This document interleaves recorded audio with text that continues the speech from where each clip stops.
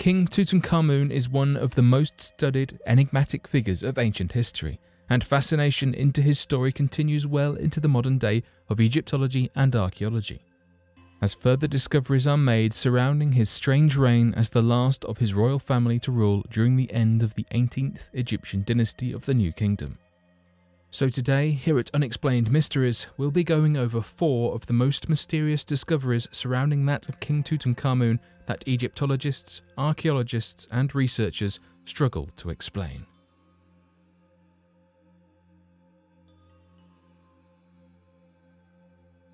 The Curse of the Pharaoh. On the 4th of November back in 1922, expert British archaeologists Howard Carter and famed financier 5th Earl of Carnarvon, George Herbert, unearthed the tomb of the Pharaoh Tutankhamun himself, and were filled with ecstasy to find it completely undisturbed and within a relatively pristine condition, uncommon to tombs normally unearthed throughout ancient Egyptian expedition sites during this time.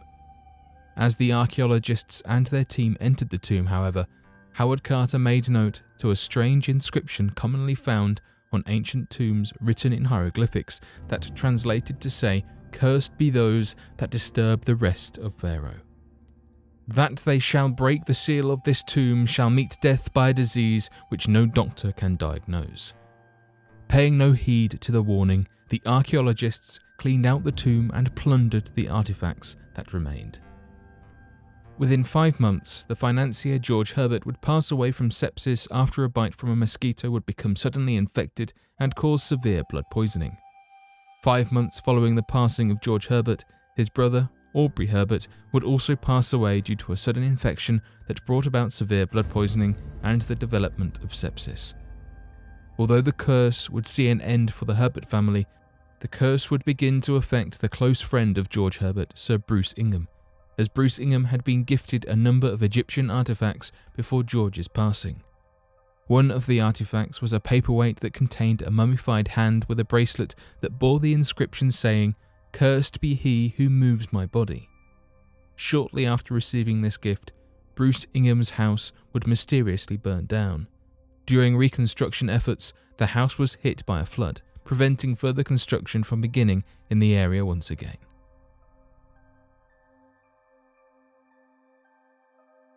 King Tutankhamun, Warrior King. As researchers and scientists have used the remains of King Tutankhamun to paint a more complete picture as to the nature of his life, they have uncovered a crippling disease caused by the birth defects that arise from incestuous traits. Published back in 2010, the Journal of the American Medical Association found that King Tun had afflictions such as Kola disease, a rare bone disorder that causes the foot to form incorrectly, was infected with malaria, suffered from Marfan syndrome, and had a hormonal imbalance referred to as gynecomastia.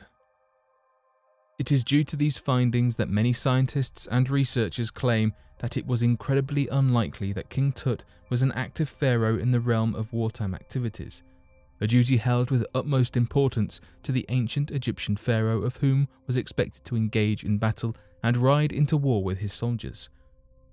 Given the supporting evidence of the degenerative diseases held by King Tut, this theory proved to be the most prominent working theory for roughly the past decade.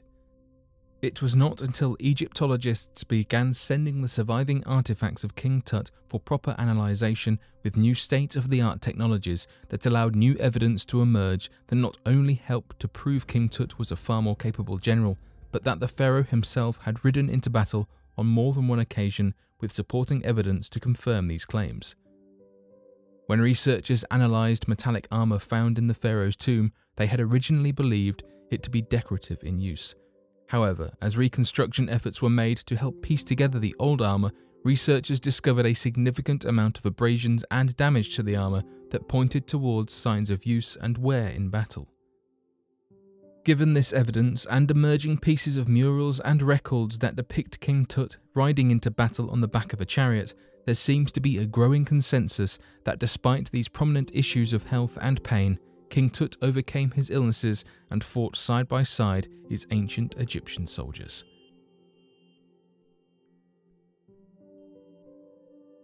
King Tutankhamun's Dagger. 3 years after the discovery of King Tut's tomb, Howard Carter would discover one of the strangest artifacts surrounding the pharaoh that would lead to further belief of ancient alien conspiracy theory. Wrapped in the mummified body of King Tut were 2 ceremonial blades with strange properties that seemed to challenge preconceived notions of the technology used during the time of King Tut. It is widely believed that the end of the Bronze Age would take place in 1200 BC, and that shortly following this period there would be a collapse that would lead to new tools used in iron and more complex metals. Oddly enough, 100 years before this Bronze Age collapse, King Tut is buried with 2 ceremonial iron and gold daggers that appear to have been created with technology impossible for people to have accomplished during that period of time. It was not until old Egyptian texts revealed details surrounding the daggers that archaeologists began sending the artifacts in for further analysation. According to the Egyptian scriptures, the daggers were described as being a gift from the gods as they were made from material that fell from the sky. This would lead ancient alien conspiracy theorists to make boastful claims that the daggers were evidence of extraterrestrial intervention given the advanced procedures needed to be performed to melt down the iron for tool making. In an effort to disprove these growing rumours, researchers had the daggers sent in for X-ray fluorescent spectrometry to better understand how and with what materials the daggers were made. Oddly enough, it would turn out that the Journal of Meteorites and Planetary Science would publish their findings that the blade's specific combination of iron, nickel and cobalt suggested extraterrestrial origin, arguing that the daggers were indeed made by materials from a meteorite. The Sphinx statue. When the ancient Greek civilization first journeyed to Egypt and laid witness to its incredible methods of construction, megalithic structures, advanced cities and technologies, along with the civilization's incredible strides in mathematics and philosophy, not only were they completely intrigued by this, but they quickly worked to try to classify what they saw and provide it with the names we know today. When the ancient Greeks came across the large stone structure that depicted a lion with the face of a man, reminding the Greeks of the stories of the Sphinx recorded in the struggle of Oedipus, they quickly named the structure the Sphinx as an ode to their own culture seen in the Egyptian culture. However, outside of this original encounter, nothing else was known about the strange structure. In fact, new evidence discovered during the opening of King Tut's tomb has found that it could very well be possible that the Sphinx structure itself is far older than supposed Egyptian writings and documents proclaim it to be. One of the main reasons for why the Sphinx has been dated its current age of being only 4,511 years old is not due to carbon dating or other reliable efforts made to accurately measure its date, but rather because of ancient Egyptian hieroglyphics and documents that detail the Sphinx was supposedly created during the reign of Egypt's 4th dynasty. Unfortunately, it was recently discovered that these documents could very well not be legitimate, and that the pharaoh of the 4th dynasty forged them for the sole purpose of taking credit of another past pharaoh's works. A common practice amongst pharaohs to rewrite history and take the honour of a past pharaoh's lifelong efforts. This was discovered not by taking a closer inspection at the Sphinx, but rather discoveries made in the tombs of long-deceased kings of Egypt. Originally a theory posited by the groundbreaking author Robert Temple, there appeared to be overwhelming evidence that the Sphinx we know today was actually an attempt made by a pharaoh of the 4th dynasty to do nothing more than to claim the works of those before him. Evidence for this can be found when analysing the head-to-body ratio of the large statue. The head on the Sphinx is so small that many had often believed, upon first sight, that it could have been grinded down from a much more massive structure. The second piece of evidence is provided by the hieroglyphics located at the temple of Teptufa, that outline in great detail that the original god of ancient Giza was Anubis, and the accounts and images of Anubis in his jackal form are drawn all throughout the site in the same pose as of the body of the Sphinx, with no mention of a lion of any kind at the ancient city. Interestingly enough, this exact same pose was discovered in one of the only tombs of an Egyptian pharaoh ever discovered that had been completely undisturbed since his burial. The tomb of Pharaoh Tutankhamun.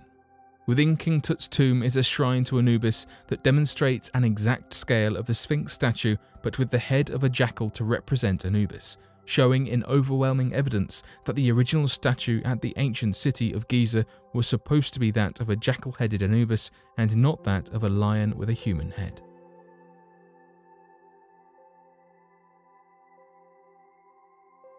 But what do you think of these mysterious discoveries surrounding the ancient Egyptian pharaoh King Tutankhamun that modern-day archaeologists are having a hard time trying to explain?